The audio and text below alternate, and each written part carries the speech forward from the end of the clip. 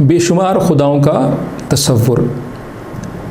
پالیتھزم یا تعدد الہہ یا کثرت معبودان کا تصور قدیم مذاہب اور تہذیبوں میں رواج پا چکا تھا.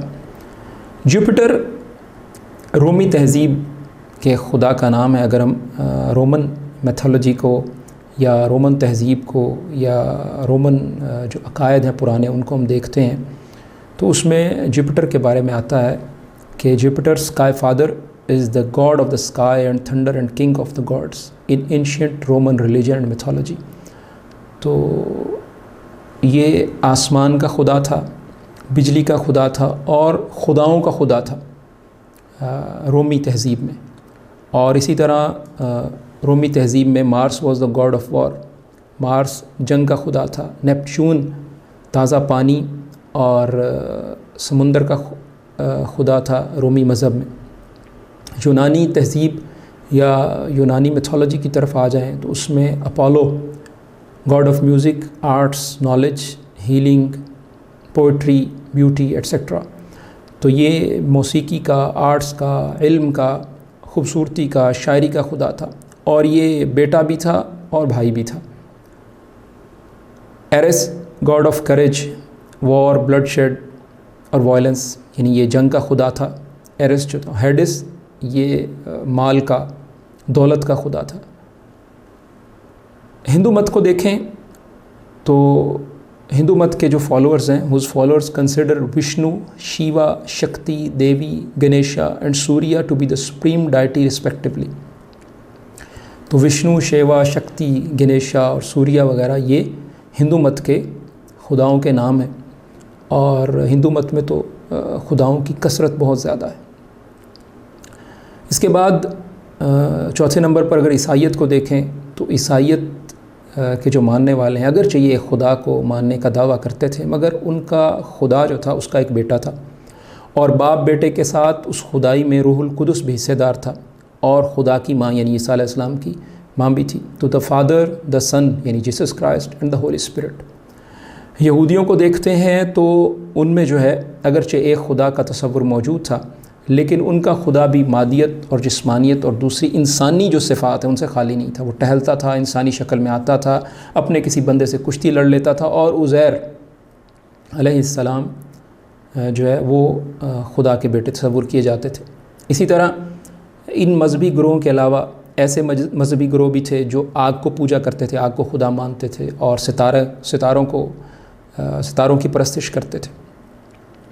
اور جو عرب میں سب سے اہم گروہ تھا وہ بت پرست مشرکین مکہ یا مشرکین عرب کا تھا. جب رسول اللہ صلی اللہ علیہ وسلم توحید کی دعوت لے کر اٹھے تو اس مکہ میں جو کہ ابراہیم علیہ السلام کے دور سے توحید کا مرکز تھا اس میں بہت سارے بت تھے.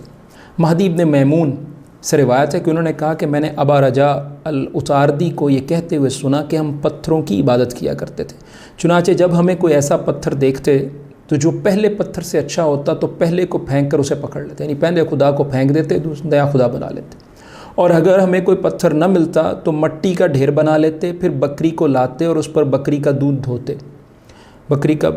دہتے اور پھر اس کا طواف کرتے. صحیح بخاری 4376. تو اس سے آپ کو اندازہ ہوتا ہے کہ مشرکین مکہ ان کے ہاں خدا کا تصور کیا تھا.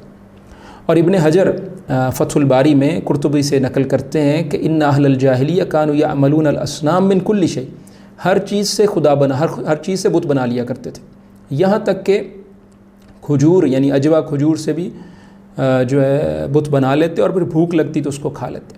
قرآن کریم میں جو عرب کے جن بتوں کا اور خداؤں کا تذکرہ آیا ہے، افرأیتم اللات والعزی ومناۃ الثالثۃ الاخری، کہ ان کو وہ اللہ تعالیٰ کی بیٹیاں قرار دیتے تھے، لات، عزیٰ اور منات. اسی طرح حدیث میں حبل کا تذکرہ آتا ہے کہ جب جنگ احد ختم ہوئی تو ابو سفیان نے حبل بلند ہو کا نعرہ لگایا تو نبی کریم صلی اللہ علیہ وسلم نے فرمایا اس کا جواب کیوں نہیں دیتے؟ تو صحابہ نے کہا کیا کہیں؟ آپ نے فرمایا اللہ اعلی و اجل. پھر اس نے دوبارہ نعرہ لگایا ان لنا العزیٰ ولا عزیٰ لکم، ہمارے لیے عزیٰ اور تمہارے لیے کوئی عزیٰ نہیں ہے. تو نبی کریم صلی اللہ علیہ وسلم نے فرمایا الا تجیبو، اس کو جواب کیوں نہیں دیتے؟ صحابہ نے کہا کیا جواب دیں؟ آپ نے فرمایا اللہ مولانا ولا مولا لکم، کہ اللہ ہمارا مولا اور کارساز ہے، تمہارا کوئی مولا نہیں. صحیح بخاری 3039.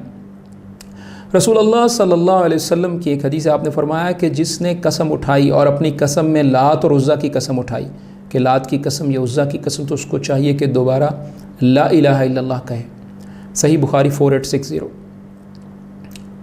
اور بتوں کے حوالے سے ایک اور حدیث جس میں بتوں کا تذکرہ ہے، عبداللہ ابن مسعود رضی اللہ عنہ نے بیان کیا کہ نبی کریم صلی اللہ علیہ وسلم فتح مکہ کے دن جب مکہ میں داخل ہوئے تو خانہ کعبہ کے چاروں طرف 360 بت تھے۔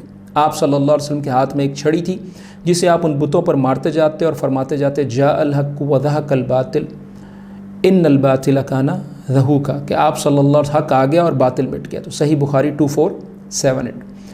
تو عرب میں جو بت پرستی کی حالت تھی اس پر حالی نے کہا تھا قبیلے قبیلے کا بت ایک جدا تھا، کسی کا حبل کسی کا صفا تھا، وہ یہ عزا پہ وہ نائلہ پہ فدا تھا، اسی طرح گھر گھر نیا ایک خدا تھا۔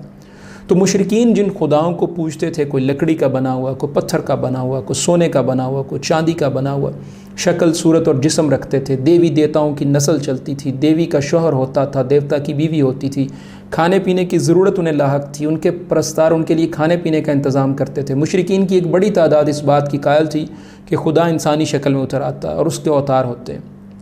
جب ابرہہ نے مکہ پر چڑھائی کی تو اس وقت خانہ کعبہ میں سینکڑوں بت تھے، مگر مشرکین نے ان سب کو چھوڑ کر صرف اللہ سے دعائیں مانگیں کہ اللہ تعالیٰ ان کو بچا لے۔ اسی طرح قرآن میں بھی تذکرہ ہے کہ جب کشتی میں سمندر میں سفر کرتے تھے اور کشتی پر سخت ہوا آ جاتی تھی اور موج آ جاتی تھی تو انہیں یقین ہوتا تھا کہ اب ہم تباہ و برباد ہو جائیں گے، دعوا اللہ المخلصین لہ الدین، تو اس وقت صرف اللہ تعالیٰ کو خالص ہو کر پکارتے تھے، تب کسی اور کو نہیں پکارتے تھے، تب ان بزرگوں کو بھول جاتے تھے یا ان اللہ تعالیٰ کے ساتھ جن کو شریک بناتے تھے ان کو بھول جاتے تھے، صرف اللہ تعالیٰ کو یاد رکھتے تھے کیونکہ معلوم تھا کہ یہاں اللہ تعالیٰ ہی مدد کر سکتے ہیں۔ تو ان تصورات اور عقائد کو جب آپ دیکھتے ہیں کہ تمام مذاہب میں اور بہت سارے مذاہب میں اور بہت سارے جو تہذیبیں ان میں خداؤں کی کثرت کا تصور رواج پا چکا تھا، تو ایسی صورت میں مشرکین مکہ کا حال بھی بہت بدتر تھا۔